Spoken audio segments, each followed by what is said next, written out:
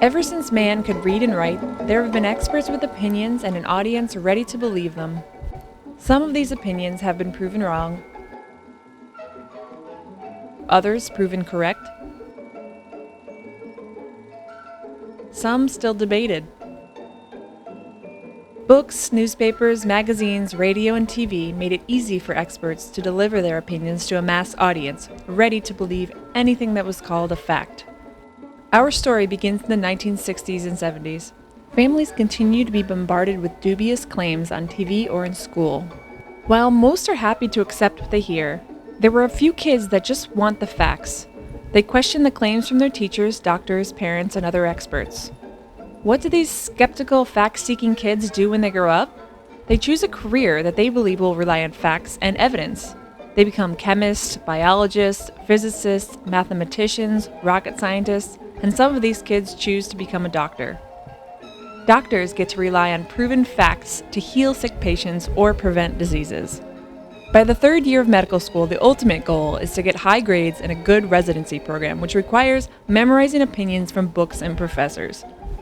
In residency, it's all about learning how to take care of sick patients. This is the doctor's first introduction to standard of care, learning what most physicians would do under similar circumstances. Basically, you need to memorize the guidelines, protocols, and what you're taught at attending and ground rounds.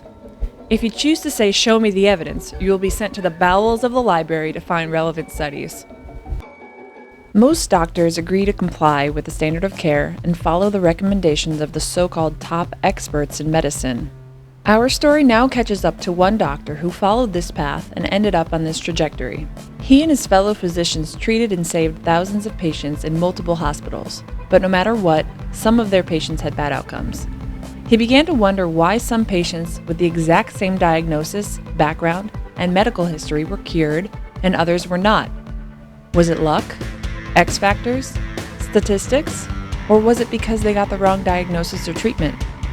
The patterns became impossible to ignore. Insurance companies and administrators were determining which treatments patients received. HMO and Medi-Cal patients had to wait longer for surgery or tests than fee-for-service patients. Surgery rates would go up if doctor reimbursement was high. Doctors were forced to use treatments based on guidelines and protocols. Hospital data and evidence confirmed that certain medications, specialists, or facilities had better outcomes than others. One day at ground rounds, our doctor heard the head of the ER say, "Show me the evidence." It led him to figure out what would happen if you used evidence rather than relying on opinions from doctors. Here is what you might hear when a doctor is giving you an opinion. I definitely would not. So much better than... My first suggestion is... It's very important. I think... Evidence, on the other hand, is the truth. What actually happened. The number of people who got a certain treatment and had a certain outcome. He finally found his calling. Using evidence seems like a great idea, but it's difficult to do. To find evidence for one patient question took hours. Analyzing that evidence took days. Converting that evidence into something that non-doctors could understand was nearly impossible. Although some doctors liked the idea, not one hospital or insurance executive would finance the creation of this evidence platform. A month later, our doctor became a patient himself. Shocking medical mistake. When I woke up from the surgery, my surgeon told me I did not have cancer. After getting a false positive diagnosis for cancer and almost dying from an unnecessary surgery, he decided to quit medicine and start a company that will build this software program that enables patients and doctors to use evidence. With minimal technology or resources, he launched Dr. Evidence. The media fell in love with Dr. Evidence.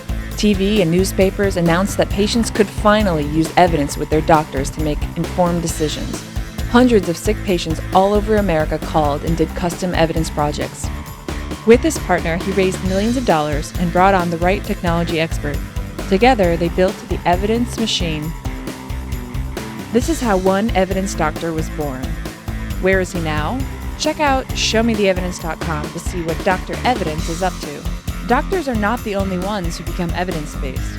You too can become an evidence junkie. First step, start saying "Show me the evidence" every time you see or hear a claim or are given a recommendation by an expert.